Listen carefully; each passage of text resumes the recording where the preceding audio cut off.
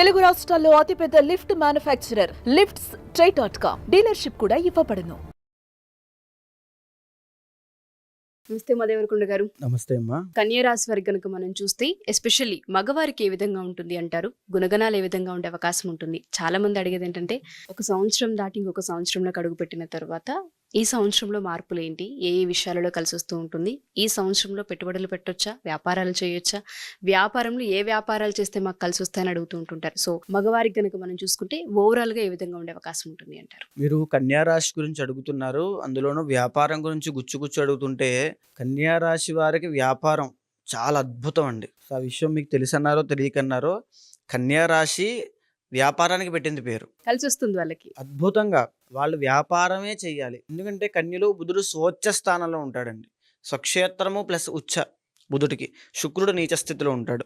So ఎప్పుడైతే ఈ రకమైనటువంటి కలయిక ఉంటుందో కన్యా రాశి వాళ్ళు జనరల్గానే చాలా సాఫ్ట్ పీపుల్, చాలా క్యాలిక్యులేటివ్ పీపుల్, చాలా టెక్నికల్గా వాళ్ళు ఎంత డీప్గా ఆలోచిస్తారంటే, నేను ఎదగాలంటే దీన్ని ఎలా, ఈ సోర్సెస్ని ఎలా యూస్ చేసుకోవాలి, ఎక్కడి నుంచి ఎదగాలంటే నేను ఏం చెయ్యాలి, ఎలా చేస్తే బాగుంటుంది, 10 మందికి సలహాలు ఇవ్వాలంటే కన్యారాశి వాళ్ళ దగ్గరే మనం తీసుకోవచ్చు. మనకి ఏదైనా మనకి హెల్ప్ కావాలంటే కన్యారాశి వాళ్ళ దగ్గర తీసుకోవాలి. ఎందుకంటే ఎంత సేఫ్ సైడ్లో ఉండాలంటే మనం ఏం చేయాలనేది కన్యారాశి వాళ్ళ దగ్గర నుంచి తెలుస్తుంది మనకి. ఒక అంబానీ, లేకపోతే ఇక పెద్ద పెద్ద ఆదాని, వీళ్ళందరూ కూడా బిజినెస్లో ఎందుకు అంత సక్సెస్ఫుల్ అయ్యారండి? సాధారణంగా ఉండేటువంటి వాళ్ళు ఎందుకు సక్సెస్ అవ్వలేకపోతున్నారంటే, భద్ర మహాపురుష యోగం అని ఒక యోగం ఉంటుందండి, శశ మహాపురుష యోగం అని ఒక యోగం ఉంటుంది. ఈ 2 యోగాలు ఎవరి జాతకంలో ఉంటే వాళ్ళు ఆ స్థాయికి వెళ్తారు. ఓకే. భద్ర మహాపురుష యోగం ఈజ్ డిసైడెడ్ బై మెర్క్యూరీ, అంటే బుధుడు. మెర్క్యూరీ చేతిలో ఉంటుంది. బుధుడు కనుక స్వోచ్చ స్థానము, అంటే ఈ కన్యారాశిలో కనుక ఈ బుధుడు ఉండి అది ఏ 5th అండ్ 9th ఉన్నాడు అనుకోండి, హౌస్లో భద్ర మహాపురుష యోగం పడుతుంది. తర్వాత శశ మహాపురుష యోగం శని వల్ల పడుతుంది. సో ఇక్కడ కన్యా రాశి వాళ్ళకి బిజినెస్ టెక్నిక్స్ జనరల్గానే బై బర్త్ వాళ్ళకు ఉంటాయి డిఫాల్ట్గా. వాళ్ళు దాన్ని డెవలప్ చేసుకోగలిగితే వాళ్ళ ఇంటర్నల్ జాతకంలో భద్ర మహాపురుష యోగం కానీ, శశ మహాపురుష యోగం కానీ, లేకపోతే ఈ భద్ర మహాపురుష యోగం ఉన్న జాతకులకి మాళవ్య మహాపురుష యోగం పట్టిందనుకో సూపర్ స్టార్స్ అవుతారు. ఎగ్జాంపుల్ రజనీకాంత్. అంటే వాళ్ళకి మార్కెటింగ్ తెలుసు, వాళ్ళకి పెద్ద మార్కెట్ ఉంటుంది, వాళ్ళ ఫేస్ వాల్యూకి చాలా మార్కెట్ ఉంటుంది, వాళ్ళకి కళలు ఉంటాయి మాళవ్య మహాపురుష యోగం కాబట్టి. ఈ భద్ర మహాపురుష యోగంతో పాటు హంస మహాపురుష యోగం ఉంది అనుకోండి, వాళ్ళు పెద్ద పెద్ద ఫిలిం ప్రొడ్యూసర్స్ అవుతారు. ఎందుకంటే వాళ్ళకి మార్కెటింగ్ ఉంటుంది, వాళ్ళు డబ్బులు సంపాదించుకోగలుగుతారు, పేరు సంపాదించుకోగలుగుతారు, ఒక విలాసవంతమైన జీవితాన్ని గడుపుకోగలుగుతారు. గురుడు హంస మహాపురుష యోగం కాబట్టి. అంటే ఎందుచేత చెప్తున్నానంటే కన్యా రాశిలో బుధుడు స్వోచ్చ స్థానం అండి. సో ఖచ్చితంగా వీళ్ళు బిజినెస్ చేస్తే చాలా అద్భుతంగా రాణించగలుగుతారు. కాబట్టి ఇంటర్నల్ జాతకంలో ఎప్పుడైతే వీళ్ళకి జాతకంలో బుధుడు బాగున్నాడా, వ్యాపారం పెట్టాల్సిందే ఖచ్చితంగా. ఏ వ్యాపారం పెట్టాలనేది ఇంటర్నల్ జాతకం మీద ఆధారపడి ఉంటుంది. అమాత్య కారక గ్రహం ఏమిటి, దేంతో రూల్ చేయబడుతోంది 10th హౌస్ అనేది, 10th హౌస్లో ఏ ప్లానెట్స్ ఉన్నాయి, ఏ దృష్టి వీక్షణలు ఉన్నాయి చూసిన తర్వాత నిర్ణయించబడుతుంది. అయితే ఈ కన్యా రాశి వాళ్ళకి కొన్ని నెగిటివ్స్ ఉంటాయి, కొన్ని పాజిటివ్స్ కూడా ఉంటాయి.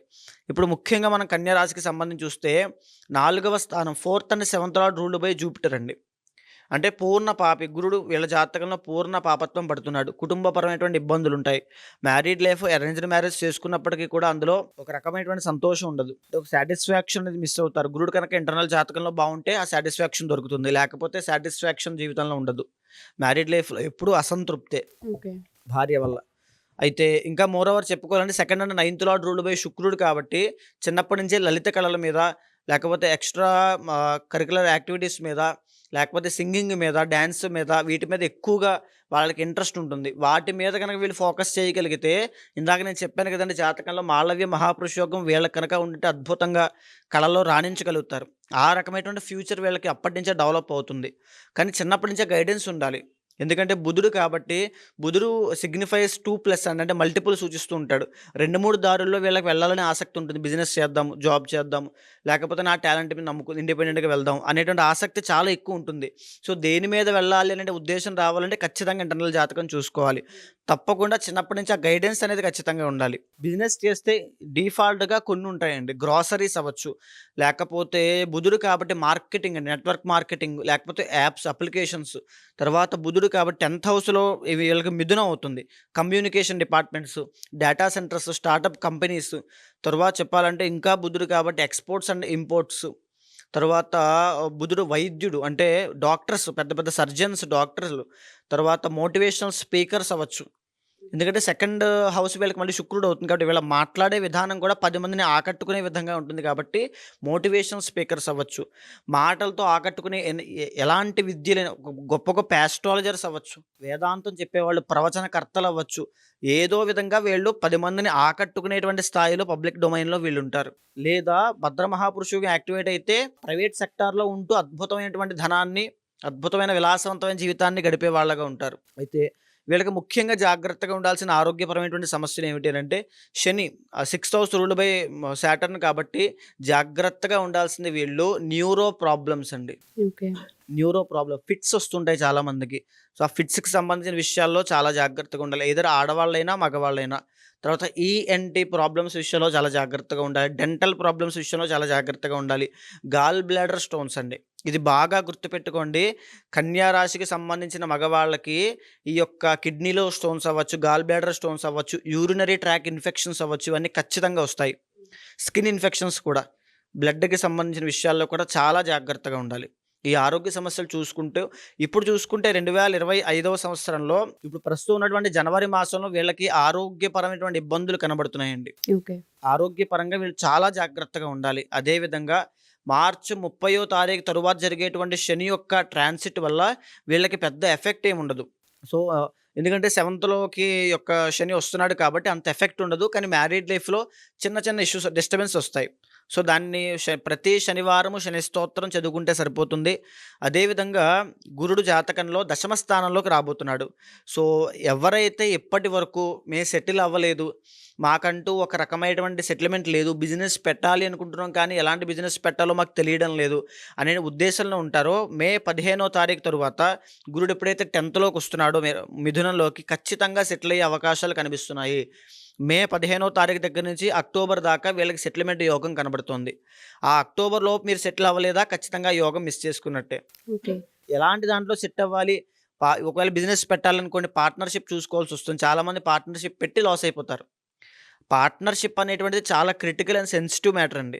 అంటే కొంతమంది పెట్టిన తర్వాత అమోఘమైన లాభాలు వస్తాయి, కొంతమంది పెట్టిన తర్వాత దరిద్రమైనటువంటి ఇబ్బందులు వస్తాయి. కాబట్టి ఆ పార్ట్నర్షిప్ అనే విషయాన్ని ఖచ్చితంగా ఇంటర్నల్ జాతకం ద్వారా మాత్రమే తెలుసుకోవచ్చు. దాన్ని పెడితే మంచిదా, పెట్టుకోకపోతే మంచిదా, పార్ట్నర్షిప్ ఇంట్లో వాళ్ళతో మంచిదా లేకపోతే బయట వాళ్ళతో మంచిదా, ఇండివిజువల్గా చేస్తే ఏ టైంలో స్టార్ట్ చేయాలి, మే 15 తర్వాతే స్టార్ట్ చేయాలి, ఇలాంటి అంశాలన్నీ కూడా ఇండివిజువల్ జాతకం ద్వారా నిర్ణయించబడతాయండి. వీళ్ళ జాతకానికి నారాయణ హోమం అని ఉంటుంది, అది కనుక చేస్తే లేదా ప్రతిరోజు విష్ణు సహస్రనామం వీళ్ళు పారాయణ చేయగలిగితే అద్భుతమైనటువంటి ఫలితాలు వీళ్ళకి ఉంటాయి. ఓకే. కన్యా రాశి వాళ్ళకి సో వీళ్ళకి ఓవరాల్ గా బాగుంది. జనవరి నుంచి మాత్రం కలిసి వచ్చే అంశాలు చాలా ఎక్కువగా ఉన్నాయని చెప్పి జనవరిలో కాస్త ఆరోగ్య సమస్యలు తలెత్తే అవకాశం ఉంది. సో ఎవరైనా సరే జాతకరీత్యా కనుక మనం చూసుకుంటే వీళ్ళకి చాలా బాగుంది కాబట్టి వ్యాపారంలో కలిసి వచ్చే అంశాలు చాలా ఎక్కువగా కనిపిస్తున్నాయి. కాబట్టి మీరు అన్నట్టుగానే చాలా మంది ఏ బిజినెస్ పెట్టాలో అర్థం కాదు, పెట్టిన లాస్ కనిపిస్తూ ఉంటుంది, కాంబినేషన్లో వెళ్ళినప్పుడు ఇబ్బందులు చవి చూస్తూ ఉంటుంటారు. అలాంటి వాళ్ళ జాతకరీత్యా ఒకసారి పర్సనల్గా వ్యక్తిగతంగా మిమ్మల్ని కలవాలి అనుకుంటే ఏ విధంగా కలవచ్చు అంటారు? తప్పకుండా అండి. ఎందుకనంటే ఈ పార్ట్నర్షిప్ విషయమే కాదండి, ఎలాంటి బిజినెస్ పెట్టాలనేది కూడా ఈ ఆస్ట్రాలజీలో డిసైడ్ అయి ఉంటుంది. ఎందుకంటే ఈ రోజు మనం బజార్లోకి వెళ్ళి చూస్తే కొన్ని వందల వేల షాప్స్ ఉంటాయి బిజినెస్లు, అన్ని బిజినెస్లే, అన్ని వ్యాపారమే, అన్ని రూల్డ్ బై మెర్క్యూరీయే. కానీ ఎలాంటి బిజినెస్ పెట్టాలి? ఫోన్ షాప్ ఉంటుంది, పర్పుల్ షాప్ ఉంటుంది, ఇంటీరియర్ డిజైనింగ్ షాప్స్ ఉంటాయి, ఫుడ్ సంబంధించిన బిజినెస్లు ఉంటాయి, ఎన్ని బిజినెస్లు ఉన్నాయి, అందులో ఏ బిజినెస్ పెడితే వీళ్ళకి బాగుంటుంది అనేది ఇంటర్నల్ జాతకం ద్వారా ఆ యొక్క దృష్టి వీక్షణ ద్వారా తెలుస్తుంది.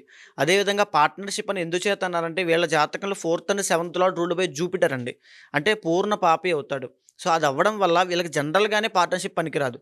అందుకే ఇందాక నేను మ్యారీడ్ లైఫ్లో కూడా ఇష్యూస్ వస్తాయని చెప్పాను, లైఫ్ పార్ట్నర్. అందుచేత ఇంటర్నల్ జాతకంలో 7th లార్డ్ కనుక అద్భుతంగా ఉంటే పార్ట్నర్షిప్ వల్ల వీళ్ళకి లాభాలు వస్తాయి.